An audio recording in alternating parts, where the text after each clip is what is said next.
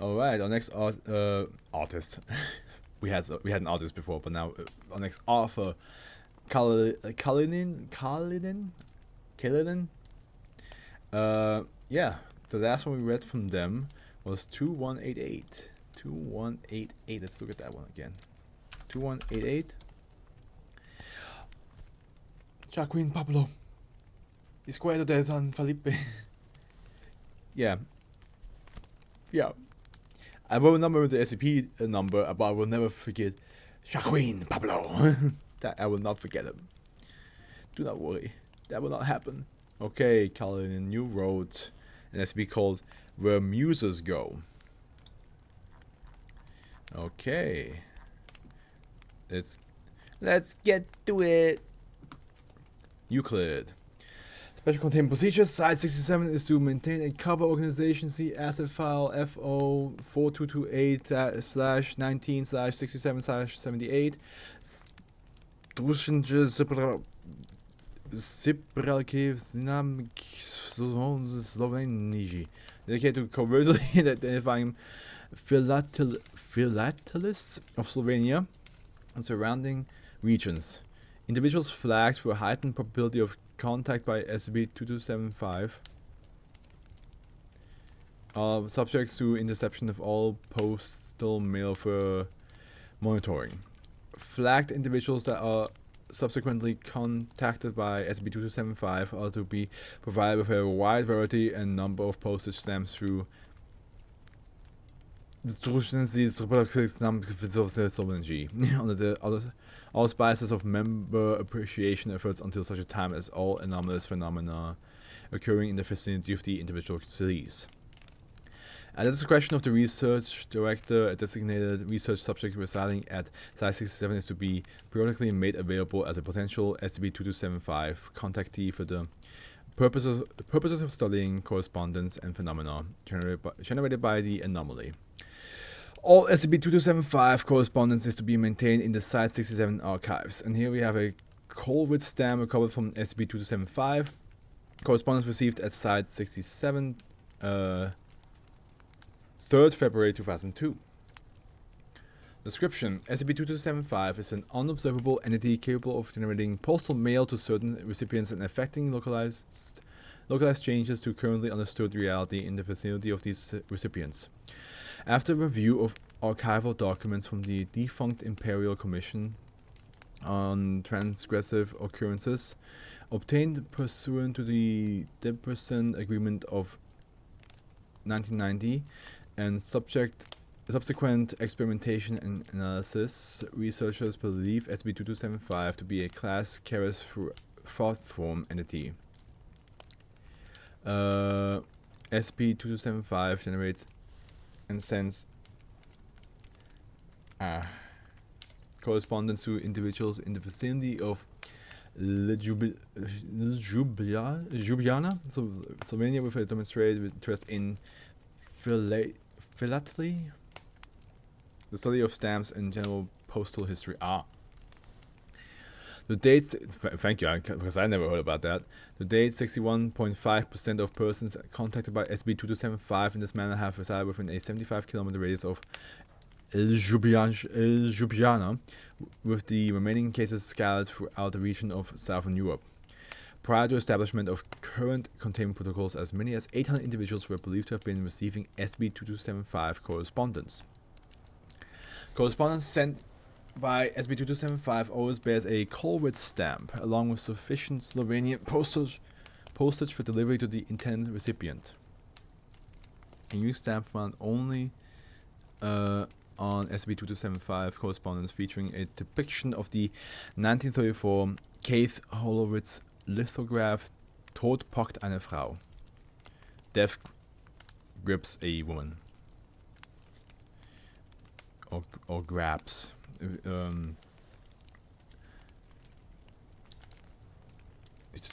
No return address is present. In each case, the contents are a single sheet of paper folded into thirds, featuring a handwritten phrase or series of words in Slovenian. The handwriting in each sample is consistent with that documented in Imperial Commission on Transgressive Occurrences Dispatch number 37, referred to addendum 2275.1 for a representative sample of SB2275 correspondence.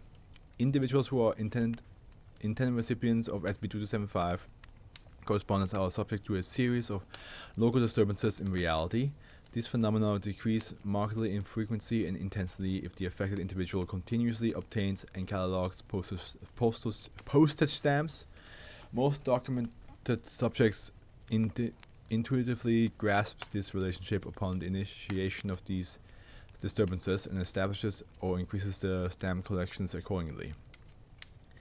Subjects receiving correspondence from SB2275 have been recorded experiencing the following anomalous occurrences. Call with stamps appearing spontaneously in subjects' pockets and personal belongings, faint vocalization emanating from plumbing fixtures and air vents, in all cases unintelligible and belonging to a female. Most observers have characterized these vocalization as being fearful or distressed. Manifestation of human bones within the residence of the subject, usually in closets and storage spaces. All bones manifested in this manner have been confirming through DNA analysis as belonging to Lovrenk Crozier, despite exhumation and counting of skeletal remains. Letter addressed to the subject, apparently originating from the Austro-Hungarian Imperial Office of Bookkeeping, arriving with no content. Existing stamps within the subject's residence spontaneously changing to feature portraits of Lovrenk Crozier for brief periods of time. Markings black ink interpreted by researchers to be attempts at handwriting appearing on sheets of blank paper in the vicinity of the subject. Spontaneous and brief episodes of ambient conditions in the vicinity of the subject, such as atmospheric temperature, air movement, and sounds, matching those documented in real time at the burial site of Lovrenk Crozier. Hundreds of unsolicited post-Slovenish change of address from circa 1974, periodically manifesting in the subject's mailbox. I just now. Yeah, we should be fine. Addendum 1. Contents of SB2275 correspondence. The following is a partial listing of correspondence recovered from individuals receiving mail from SB2275. All correspondence is written in Slovenian. So we have date 21st May 1931. Transcript of correspondence Zim. Where am I? Oh, that's 3rd September 1934. Recipient unintelligible. 14th July 1948 recipient. Dat, which reads as freezing, cold. 8th February 1952. That, which means reply. 22nd December 1957. Unintelligible. 7th of August 1963. Cannot find me.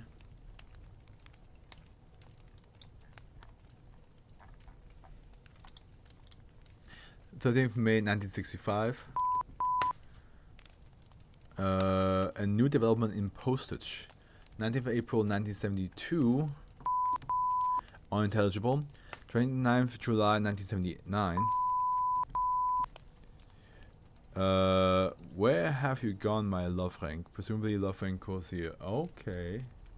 So whoever is sending all these is looking for Lovrenk.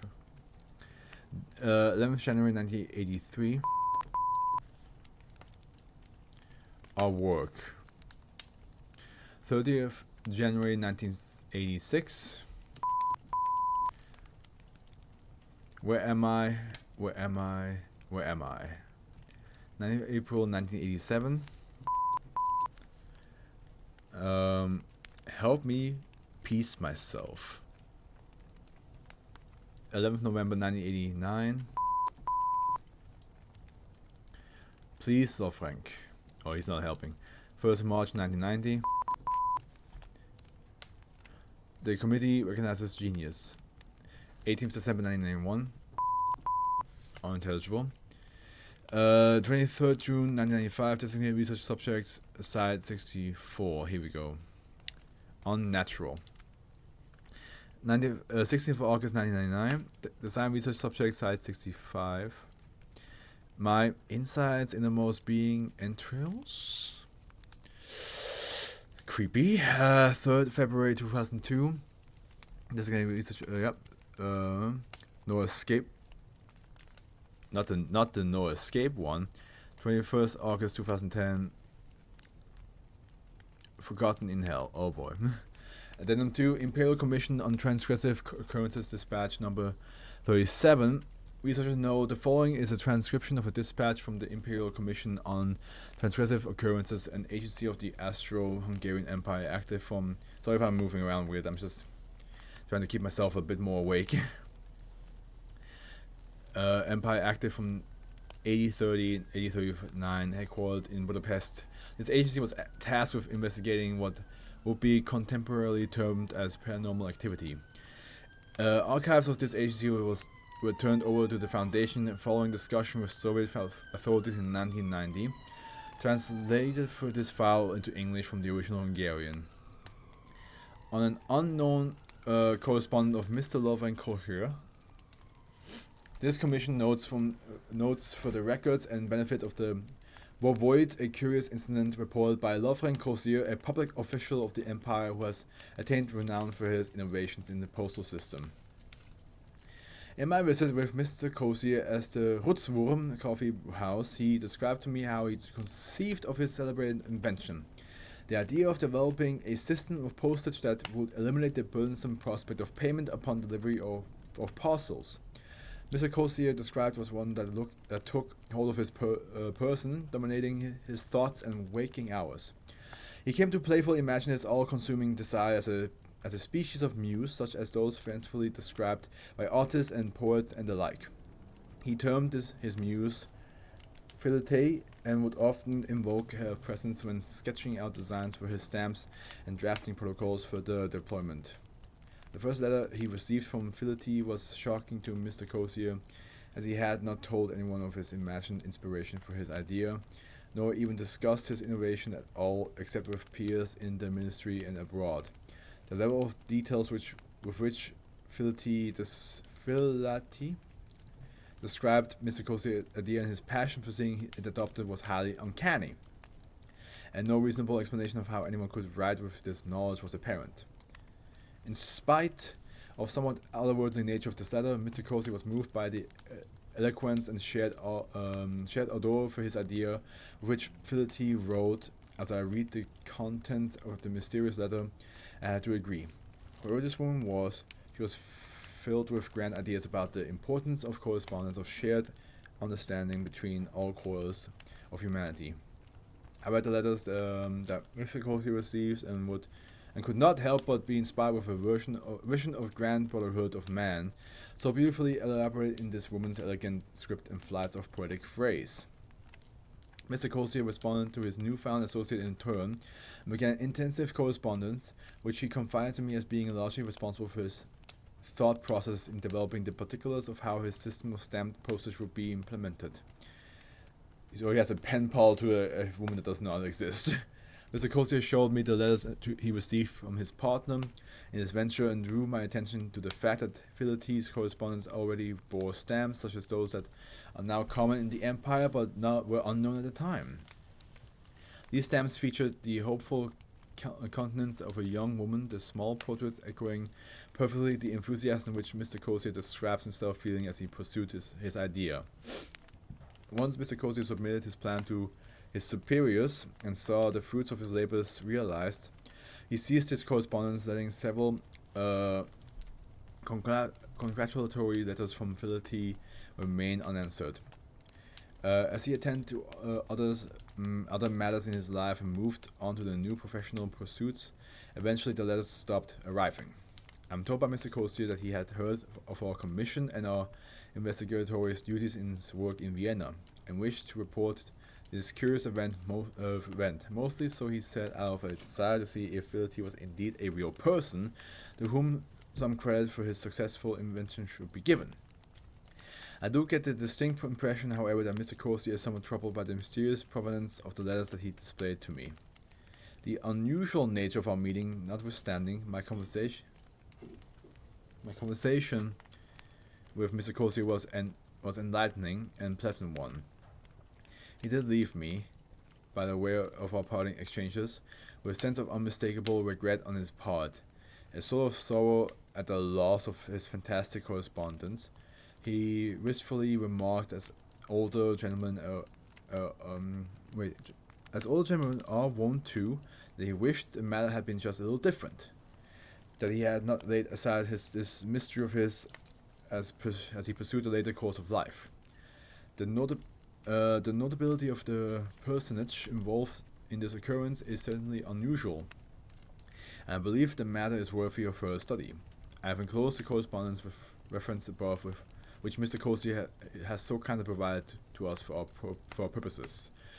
We shall speak more of this when I arrive again in Budapest, a fortnight hence. Sealed and signed, Desonemus. Whew! God damn. I'm feeling the effect of, almost reading for 4 hours.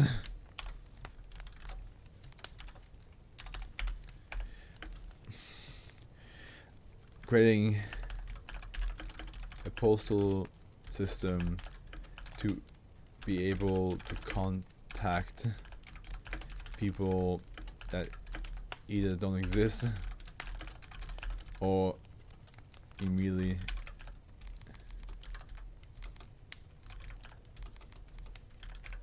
know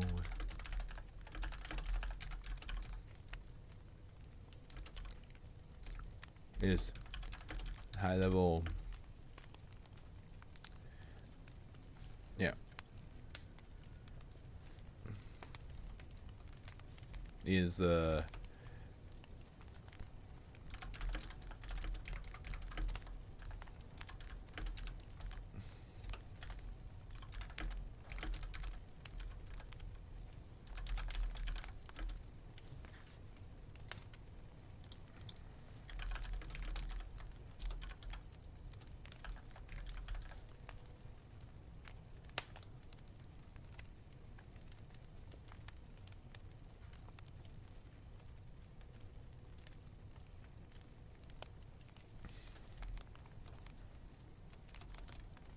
no.